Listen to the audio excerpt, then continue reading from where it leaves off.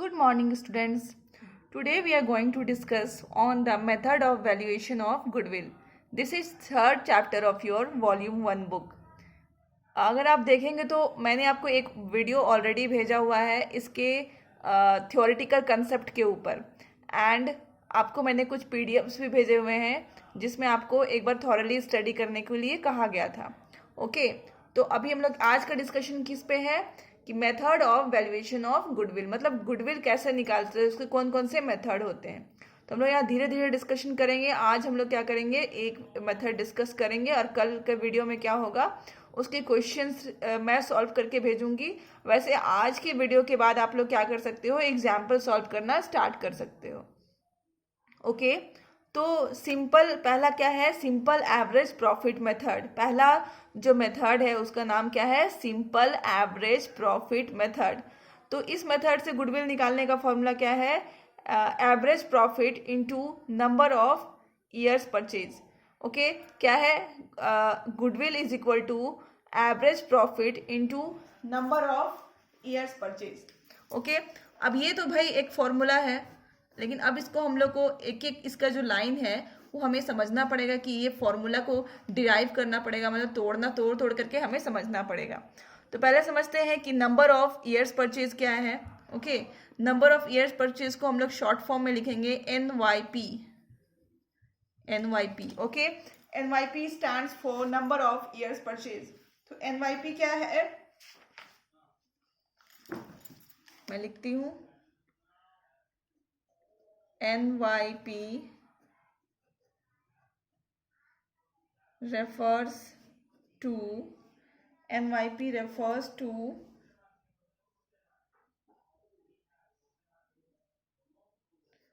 for how many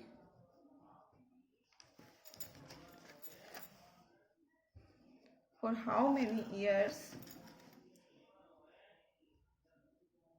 the firm is likely to earn same amount of profit after change of ownership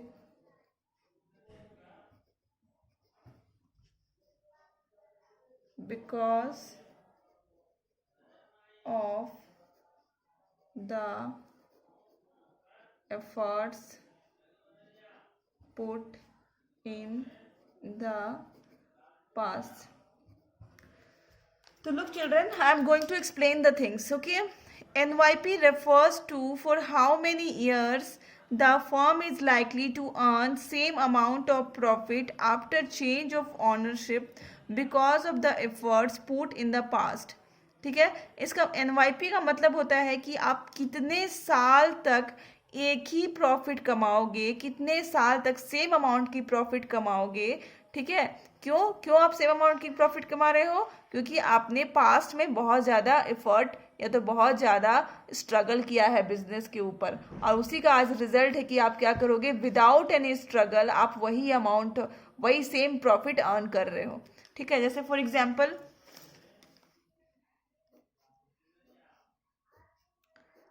this is a, क्या example लूँ, Khadim's not, suppose this is a some famous shop. Suppose I am taking example of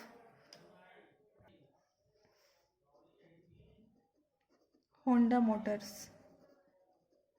Okay, suppose this firm, ये एक firm है, इसका नाम क्या है, Honda Motors. Okay, तो होंडा मोटर्स बहुत ही रेपुटेड फर्म है. ठीक है, तो ये अपने आप को बेचना चाहता है, कह रहा है कि अब मेरे से बिजनेस नहीं हो पाता है. सपोज आप मान लो कि ये बिजनेस बेचना चाहता है, अपना जो फर्म है उसको बेचना चाहता है. ओके, और बेच रहा है किसी को भी, सपोज आपको बेच रहा है, मिस्टर समथिंग ए ले लेती हूँ. ठीक है, इसको सेल कर रहा है, तो ये जो है इससे पूछ रहा है कि आपने तो एक गुडविल खड़ा किया है, क्योंकि आपका बिजनेस जो है 20-30 ईयर्स का बिजनेस है। ओके, मिस्टर ए क्या पूछ रहे हैं होंडा मोटर से कि बताइए होंडा मोटर्स, आपने तो अपने बिजनेस को कितने साल दिए हैं, 30 ईयर्स दिए हैं और 40 ईयर्स दिए हैं, और आप अभी सेल कर रहे हो मेरे को, आपका तो मार्केट में बहुत ही अच्छा खासा गुडविल है। तो ये जो आपने गुडविल क्रिएट किया है, इस गुडविल जो क्रिएट किया है, इसके दम पे मुझे कितने साल तक उसका फ़ायदा मिलेगा।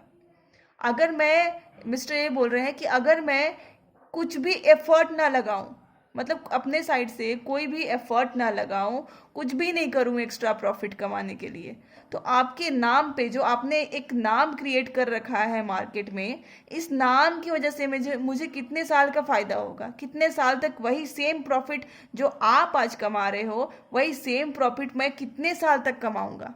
तो सपोज होंडा मोटर्स कहता है कि आपको 5 ईयर्स तो सेम प्रॉफिट मिलेगा, जो आज आज मैं कमा रहा हूँ, 30 साल मेहनत करने के बाद मैं आज जो कमा रहा हूँ, यही सेम जो प्रॉफिट है आपको 5 साल तक तो ये सेम प्रॉफिट मिलेगा। ठीक है, तो इस क्वेश्चन में एनवाईपी क्या हो गया, 5 ईयर्स। आई होप आपको समझ में आया होगा टर्म्स। आपको कभी कभार इसका ये जो है डेफिनेशंस, ये भी पूछा जाता है, ये 1 नंबर के क्वेश्चंस में आ जाता है, 1 मार्क्स क्वेश्चन में। ओके, तो आप ये पढ़ लेना थोड़ा सा, ठीक है। बट आपको एनवाईपी समझ में आ गया, एनवाईपी होता क्या है, ठीक है, कि आपको कितने साल तक सेम प्रॉफिट अर्न करने को मिलेगा, वही है हमारा क्या, एनवाईपी। ओके, तो ये हमारा सपोज नंबर 1 था, हम लोग नंबर 2 की तरफ चल रहे हैं। मतलब अगर ये फॉर्मूला में देखो तो ये मैंने आपको एक्सप्लेन कर दिया क्या होता है। अब हम लोग किसके तरफ जा रहे हैं, इसके तरफ। Okay,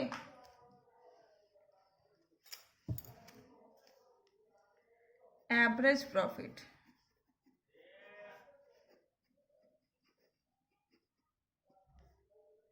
okay, average profit is equal to normal business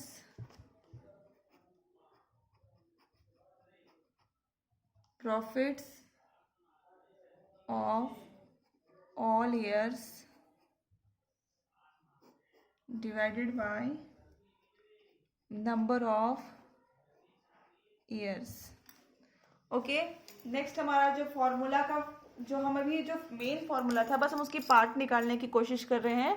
पहला पार्ट हमने देखा नंबर ऑफ ईयर परचेज, इसका मतलब होता है कि कितने साल तक हमें बिना कुछ मेहनत किए वही सेम प्रॉफिट अर्न करना पड़ेगा अगर हम कोई बिजनेस खरीद रहे हैं तो। और दूसरा क्या है, हम देख रहे हैं एवरेज प्रॉफिट। एवरेज प्रॉफिट क्या निकालने का क्या फॉर्मूला है, normal business profit of all years divided by number of years. तो अभी इसको हम लोग देखते हैं एग्जाम्पल के थ्रू कि एवरेज प्रॉफिट होता क्या है। ओके, आप लोग को जो मैंने यहाँ पे केस बताया था वही हम सेम केस ले रहे हैं कि मिस्टर एक्स पूछ रहे हैं किससे, होंडा से। ठीक है, क्या पूछ रहे हैं कि भाई मिस्टर होंडा मोटर्स वाले, आप मुझे अपना 5 साल के प्रॉफिट का जो ब्यौरा है या फिर डिस्क्रिप्शन है आप दे सकते हैं। तो मिस्टर होंडा होंडा मोटर्स बोलते हैं हाँ क्यों नहीं दे सकते, आपको दे सकते हैं। तो ये अपना 5 साल के प्रॉफिट का डिस्क्रिप्शन जो है हमें देते हैं।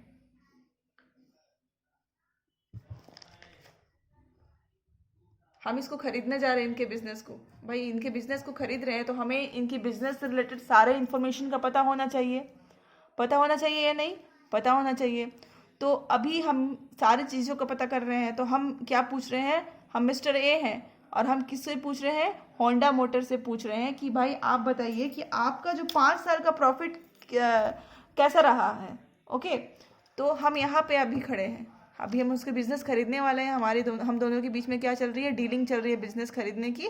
ओके, और हम इनसे भी पूछ रहे हैं कि आप 5 साल में कितना प्रॉफिट अर्न करते थे। सपोज मिस्टर ए ने कहा कि मैं 5 साल में कितना अर्न करता था, 10,000। फिर दूसरे साल में कितना अर्न किया, 12,000। फिर तीसरे साल कितना अर्न किया, again 12,000, then 16,000 and then 20,000। Okay, this all figures are imaginary. आप ये मत बोलना कि अब होंडा मोटर्स इतना ही प्रॉफिट अर्न करेगा। ओके, बात तो सही है, but these are just an imaginary figure to explain you the things. तो ये मिस्टर एम ए है और ये किससे बातें कर रहे हैं? होंडा मोटर से, कि आप 5 साल में कितने प्रॉफिट अर्न किए। तो इन्होंने बता दिया कि भैया मैंने देखो 5 साल में, पहले साल में कितना किया था, इतना, दूसरे साल में कितना, तीसरे साल में कितना, एंड चौथे साल में, सॉरी 5वें साल में 20,000। ओके, तो अब हम इसका एवरेज प्रॉफिट निकाल सकते हैं। एवरेज प्रॉफिट आप लोगों ने पढ़ा है, कहाँ पढ़ा है? 6-7 क्लासेस में पढ़ा होगा, ठीक है। Average profit equal to 10,000 plus 12,000 plus 12,000 plus 16,000 plus 20,000 divided by 5। Average profit कितना आ गया? 14,000 आ गया। ओके, तो आप ये मत सोच रहे हो कि वाह it is very simple, but the thing is this is just a calculation, mathematical calculation. But आपको अकाउंट्स में ये सिंपल चीज़ें नहीं देने को मिलेगी। अभी एवरेज प्रॉफिट आपको निकालने के लिए, ये जो प्रॉफिट है, ये प्रॉफिट आपको निकालने के लिए, ये प्रॉफिट आपको निकालने के लिए बहुत सारे पापड़ बेलने हैं। ओके, तो सपोज आप एक बात समझ लो कि ये जो इसने प्रॉफिट बताया मिस्टर होंडा मोटर्स ने, ठीक है, इस सारे प्रॉफिट्स में बहुत सारे इम्प्योरिटीज़ है। ओके, ये सारे प्रॉफिट में क्या है? इम्प्योरिटीज़ हैं। ये जो मैंने रेड डॉट में लगा रही हूँ वो इम्प्योरिटीज़ हैं। ओके, इन सारे प्रॉफिट्स में आप देख रहे हैं कहीं ना कुछ इम्प्योरिटीज़ है, और आपको इन्हीं इम्प्योरिटीज़ को बाहर निकालना है। और यही आपका इस चैप्टर का सबसे टफेस्ट काम है कि इस इम्प्योरिटीज़ को फिल्टर करना, बाहर निकालना। ओके, तो अब इस इम्प्योरिटीज़ को बाहर निकालने के लिए हमें क्या पढ़ना पड़ेगा? Normal business profit of all year, ठीक है। ये नॉर्मल एवरेज प्रॉफिट निकालने के लिए हमें क्या करना पड़ेगा? नॉर्मल बिजनेस प्रॉफिट निकालना पड़ेगा। ओके, यही नॉर्मल बिजनेस प्रॉफिट में सारा लोचा घुसा हुआ है, मतलब सारा प्रॉब्लम, सारा डिफिकल्टी इसी नॉर्मल बिजनेस प्रॉफिट को निकालने के लिए हमें काफ़ी पापड़ बेलने पड़ते हैं, ठीक है। तो हम लोग अभी देखते हैं कि नॉर्मल बिजनेस प्रॉफिट को हम लोग कैसे डील करेंगे। So let's see how to calculate normal business profit. Normal business profit को हम लोग कैसे कैलकुलेट करेंगे? ओके, तो कैसे कैलकुलेट करेंगे? सबसे पहले तो होगा प्रॉफिट फॉर द ईयर। हमें साल का प्रॉफिट जो दिया रहेगा, दिस इज गिवन, हमें मिला रहेगा, क्वेश्चन में रहेगा, हमें देख के लिख लेना है। ओके, फिर इसमें कुछ एबनॉर्मल लॉस होंगे। एबनॉर्मल लॉस, एबनॉर्मल लॉस क्या होता है? ऐसे लॉस होते हैं जो कि डेली नहीं अकर होता है, मतलब रोज रोज हमें ऐसे लॉसेस देखने नहीं पड़ेंगे, ठीक है, कभी कभार अकर हो जाता है। इस ऐसे लॉसेस को क्या बोलते हैं? एबनॉर्मल लॉस, जो कभी कभार हो जाता है बिजनेस में। ओके,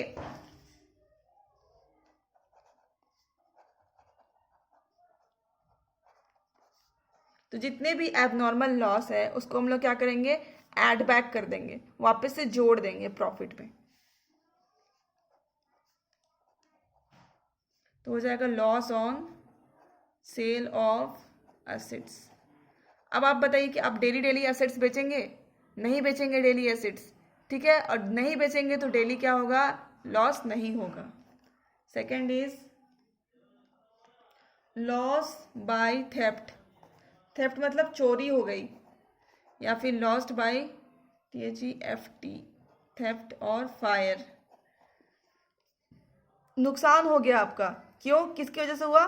थेफ्ट की वजह से हुआ। थेफ्ट मतलब चोर, या फिर आग लग गई। अब आप बताओ, ये जो नुकसान मैं बता रही हूँ क्या डेली होता है आपके यहाँ पे बिजनेस पे? नहीं, ये कभी कभार होने वाले नुकसान है, इसीलिए इसको क्या बोला गया है? Abnormal loss. और ये सारे प्रॉफिट्स में हम क्या कर रहे हैं? इम्प्योरिटीज हटाने के लिए ऐड बैक कर रहे हैं। Interest paid, then dividend paid,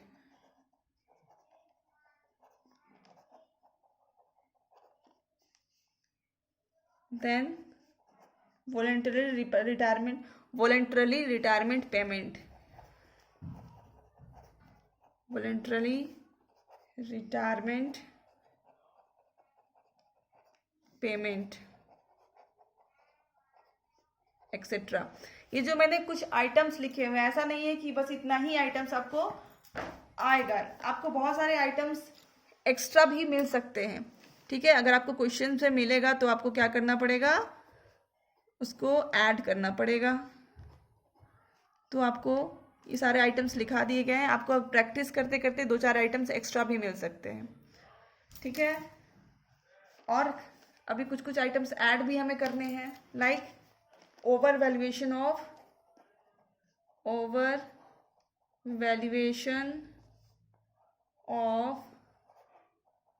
opening stock. okay, then you have to add over valuation of closing stock, then you have to add capital expenditure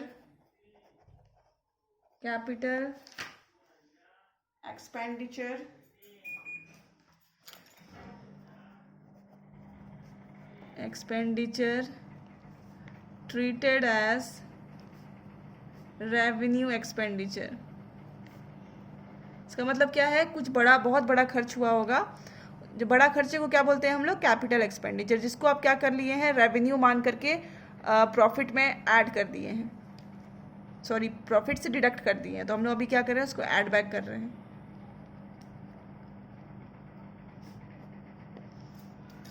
okay, अब कुछ कुछ एबनॉर्मल गेन्स हैं। एबनॉर्मल गेन्स का मतलब होता है कि ऐसा गेन मतलब इनकम, ठीक है, ऐसा इनकम जो कि रोज रोज नहीं होता है। ठीक है, जो हमारा रोज रोज, कौन सी इनकम होती है बिजनेस में, सपोज मैंने कपड़े का दुकान खोल रखा है, तो मेरा रोज रोज क्या, कहाँ से इनकम आएगा, अगर मेरा क्लोथ्स का सेलिंग होगा, गारमेंट्स का सेलिंग होगा, तब रोज रोज वहाँ से क्या आएंगे, रेवेन्यू आएगा।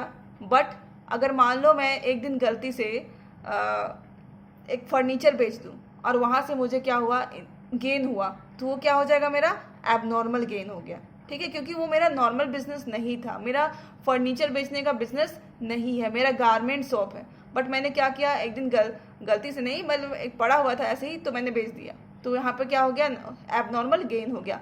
तो ऐसा कुछ भी गेन अगर होता है बिजनेस में जो कि हमारा डायरेक्टली बिजनेस एक्टिविटी से रिलेटेड नहीं होता है, अगर वहां से गेन आए तो हम उसको क्या करते हैं, डिडक्ट कर देते हैं।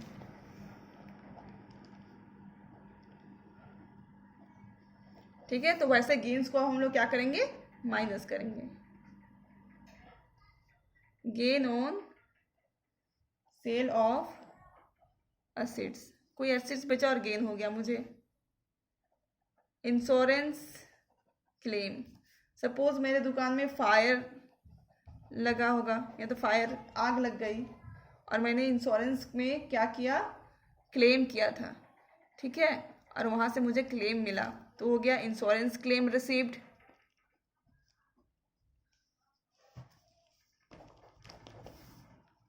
ओके, अर्थक्वेक सेटलमेंट, कोई नेचुरल कैलामिटीज आ गई, उसकी वजह से मुझे नुकसान हो गया और मैंने इंश्योरेंस कराया हुआ था और मुझे कुछ क्लेम मिल गया। Dividend received. Okay, then interest received.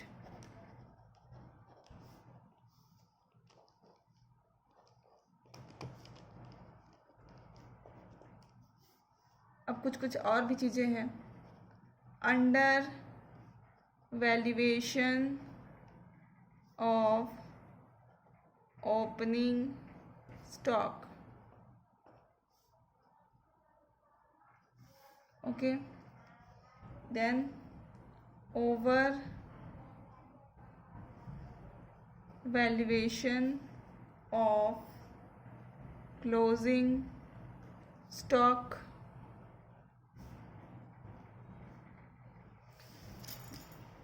Then again revenue expenditure, कुछ छोटे मोटे खर्चे हुए हैं उसको क्या बोलते हैं, रेवेन्यू एक्सपेंडिचर, जिसको हमने क्या मान लिया है कि वो कैपिटल एक्सपेंडिचर है। Revenue expenditure treated as capital expenditure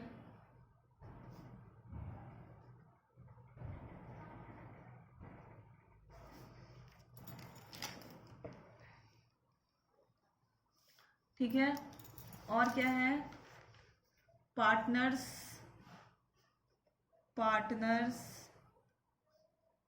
remuneration, या फिर रेमुनरेशन को क्या बोलते हैं, सैलरी, जो हम पार्टनर को सैलरी देते हैं वो हो गया। देन कोई भी इसके अलावा अगर आपको कोई भी आइटम मिले तो हम यहाँ पे डाल देंगे any other future expected expenses like management loss, management cost, या फिर इंश्योरेंस प्रीमियम एक्सेट्रा। ठीक है, ये सब कैलकुलेशन के बाद जो हमारा आएगा, यहाँ पे जो आता है इसको हम क्या बोलेंगे, ओके, ये सब कैलकुलेशन के बाद जो हमारे यहाँ पे आएगा रिजल्ट, उसको हम क्या बोलेंगे, करेक्ट प्रॉफिट। Correct profit. ठीक है, तो we are ending the video here only. Tomorrow what we will do some questions related with the topic. Okay, till then you note down all the things and repeat, listen the videos 2-3 times, then you will get the concept. Okay, so keep learning. For today's I'm ending the video here only. Thank you.